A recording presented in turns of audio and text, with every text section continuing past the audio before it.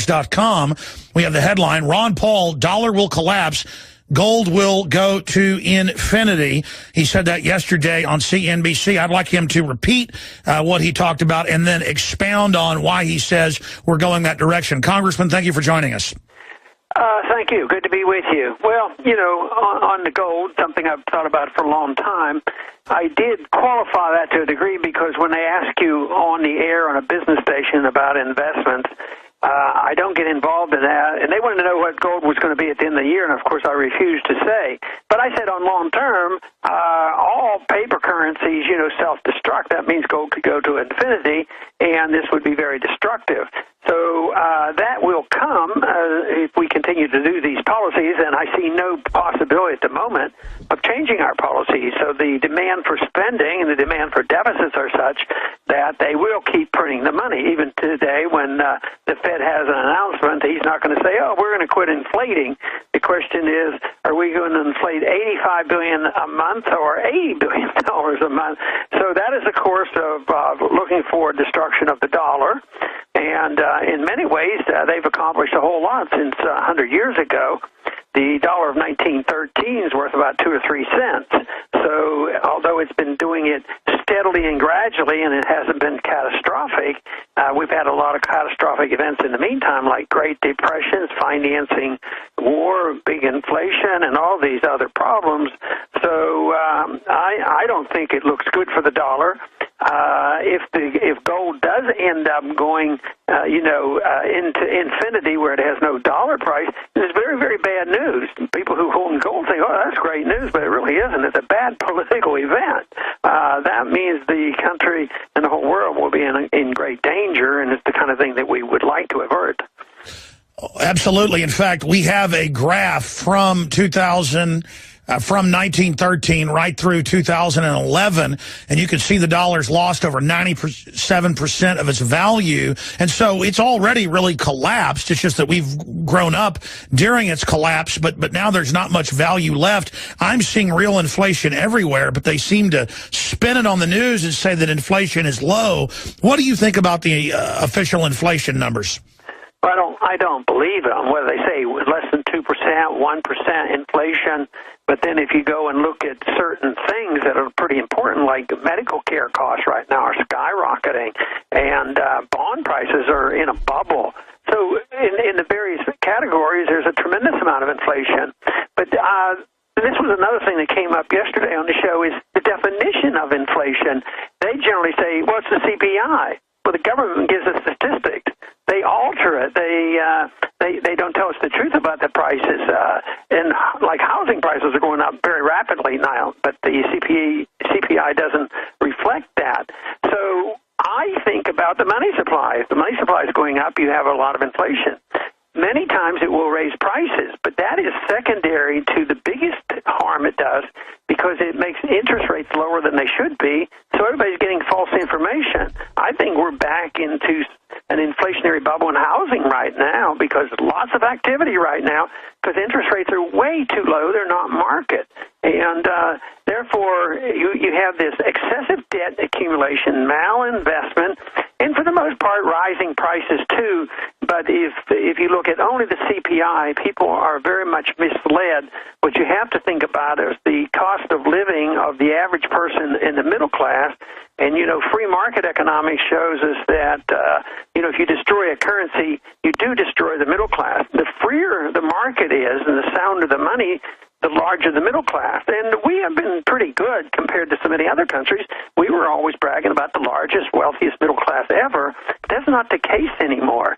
So I think we're even vulnerable to some of the things like going on in third world nations in Brazil right now. Sure. Some people are doing quite well, but there's another large number of people not doing well. And we have a lot of people unemployed and on food stamps and sure. Productivity's done. So we're looking for trouble ourselves, even like what we're witnessing on the television in these third world countries. We could turn our country into a third world country if we're not careful. Well, absolutely. If you look at the billions of bullets, the armored vehicles, the FBI director today admitting domestic drone operations, the government is preparing for war with the American people, and you see governments all over the world in this world inflationary spike, moving to suppress their populations. Can you speak to why you think there's such a homeland security buildup against the American people, or do you? I do think they prepare. You know, it's amazing how they look at these things differently. The government of Turkey was sympathetic to the rebels in Syria, and probably with a little bit of pressure from us, they were helping, you know, the rebels, including the Al-Qaeda. At the same time, you know, it couldn't happen there. Now there's a rebellion going on in Turkey that people are demonstrating. Oh, well, you guys now are the bad guys. So think of many countries we have helped support the rebels, even though it's on again, off again. One time we're supporting a group, then we're against them. But we generally support all this overthrow. But what if there are demonstrations on our streets? I mean, it's just like in Turkey. They're cracking down and say, well, you guys are really the bad guys. The rebels in Syria, they're good guys. But when it comes here, there will be no soft touch. They're going to be very, very tough. And they might not say that we know it's coming or they're planning it, but it's a contingency, and they are prepared to think that if enough people get annoyed enough to start demonstrating, and I know there's a lot of people very angry because there is this division of wealth right now. The rich get richer, and those that have influence in government and laws and part of the Federal Reserve System, they do quite well. But the number of people who are suffering are growing, and I think that will probably continue. Absolutely. It's the cronyism, the opposite of free market, and then the media, the dinosaur media, is trying to scapegoat the free market when we have the opposite of that. Since you raised this, your son, Senator Rand Paul, came out 2 weeks ago and said, why are we funding Al-Qaeda in Syria? I said that 2 years ago because it was in the foreign press, and I was the conspiracy guy. Now it's all over the news that the main force, around 60% of them, are real Al-Qaeda chanting, we're going to blow up America again.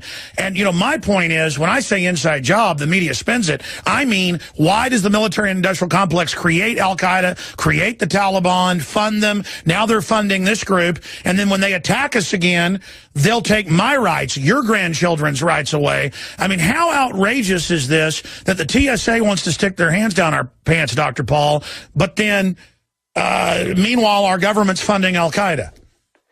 Well, they do it, and of course there's a lot of money involved. The military-industrial complex is very much involved, but there's a lot of ignorance involved, too.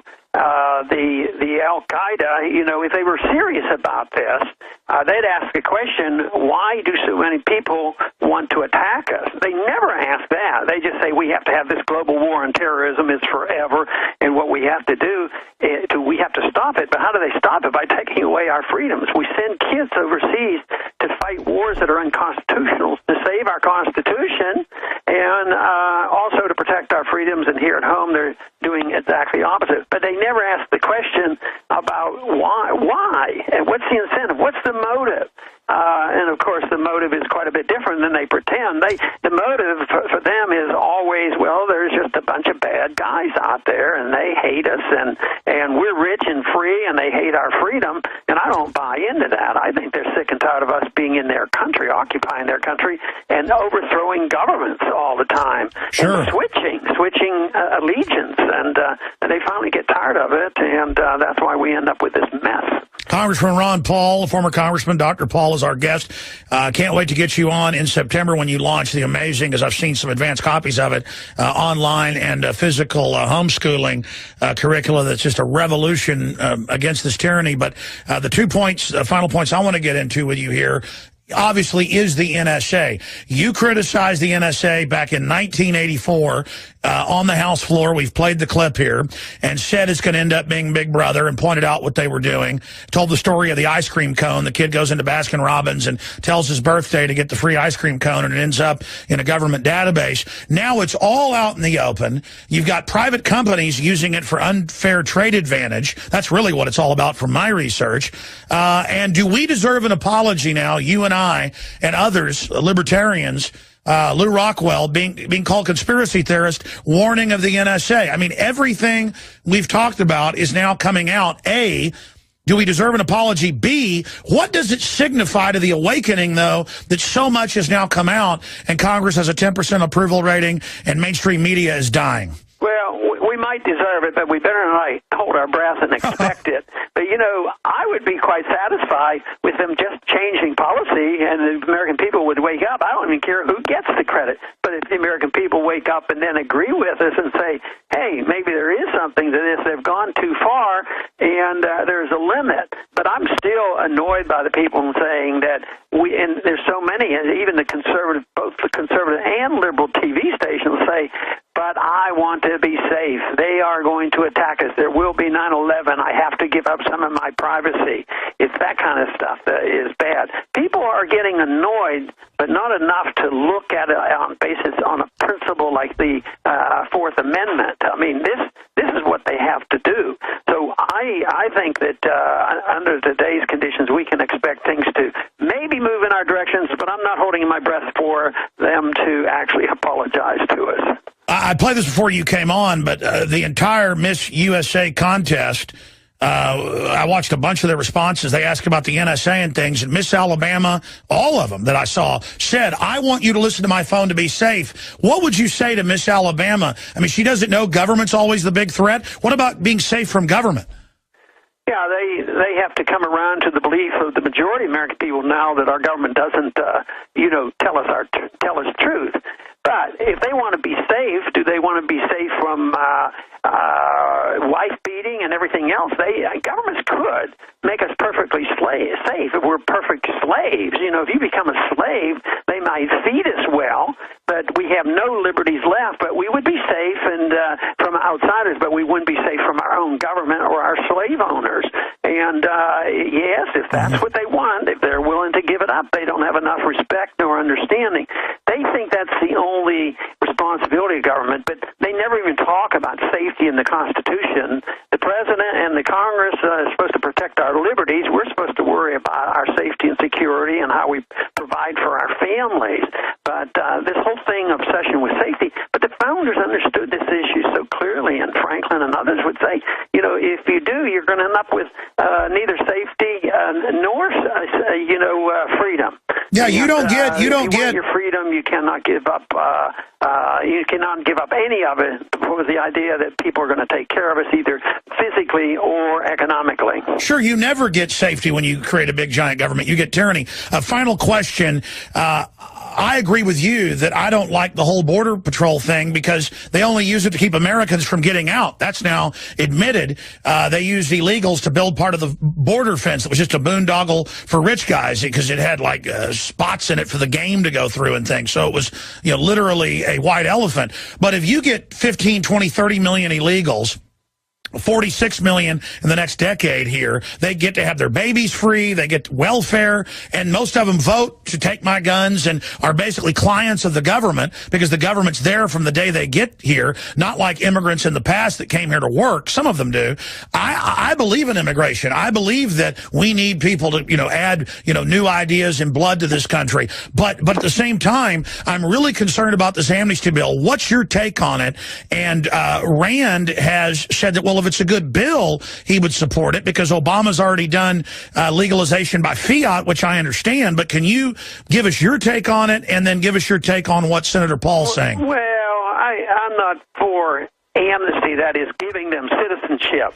But I also think that we could change things where workers coming back and forth would be a lot easier and that they wouldn't have to be criminals. But there's two things. I don't think automatic citizenship or amnesty or our birthright citizenship, but the big thing is no welfare. See, I don't want somebody to come in here illegally, be able to get free medical care and free education at the same time they have the right to vote. No, I don't want that. So I don't want the amnesty, but I also don't like the idea that we have barbed wire fences and we have machine guns and get so. So what do we do? What would you do? What's constitutional? Because there's all these reasonable reasons to do this, but when you look at the bill, it's like Obamacare. It's an open blank check. Yeah, but the portion that I've been talking about the most and Campaign for Liberty's been talking about has been the national ID card. See, a lot of conservatives who want the illegals kept out are going along with this biometric national database. It'll be selectively they're giving enforced. Up way too much, and it probably won't work. It's going to only work against it's sort of like guns. It'll work against the American Exactly. people. We'll all have to carry the card, but the illegals won't necessarily have to have it. Sure, if you were in the House still. Solution at all. But that's what I think the biggest danger of that particular bill. And of course, if there's amnesty where they get voting rights and constant welfare, that's not a benefit to any of us. Would you vote this current bill up or down? Well, from what I know about it, I wouldn't have any interest at all to vote for it. All right, that's powerful. Former Congressman Ron Paul, we're very proud of the work you're doing, and we appreciate you. I know you've got a lot of sites. What is the best site for us to visit, all things Ron Paul? Actually, I'm going to have a new website that I'll use more in the near future. But, going to my homepage, I keep up with a lot of my activities on my Facebook page. That would be a good place to go right now. Okay, so go to your official Facebook page. Yeah, Ron Paul on the Facebook. All right, well, former Congressman Ron Paul, thank you so much for spending time with us. Okay, thank you. Bye. There he goes. Well, that is an important interview. Again, I love Rand. I have known Rand Paul, not super well. I interviewed him probably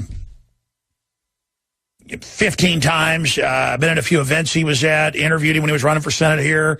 I remember back when he would campaign for his dad would always come on about once a month. But when his dad was first running for Congress, they'd say, hey, can you get Rand on? Because, we're really doing a push. And so I get Rand on to raise money and promote Ron Paul. I know Rand well, and I know he's a good guy. I've talked to him privately and stuff, but I just think the amnesty bill is unfair, unconstitutional, and dangerous. And I agree with his dad. I would vote it down. And Rand's talking about voting for it. And I hope he's just playing politics, because he's done that on some things. There you go. His dad would, right now, the way this is, vote it down. And that's why I love Ron Paul. He just does what's right, what's constitutional, what's fair. Doesn't play politics. We'll be right back. Stay with us. Now you can watch Alex Jones live at Infowars.com/show. You'll find links to all of our content there and a free 15-day trial for Prison Planet TV. You can also browse the network, the InfoWars Nightly News, and over 60 movies and documentaries all together in one place. You can watch the Alex Jones radio show live as it happens. So check it out, Infowars.com/show.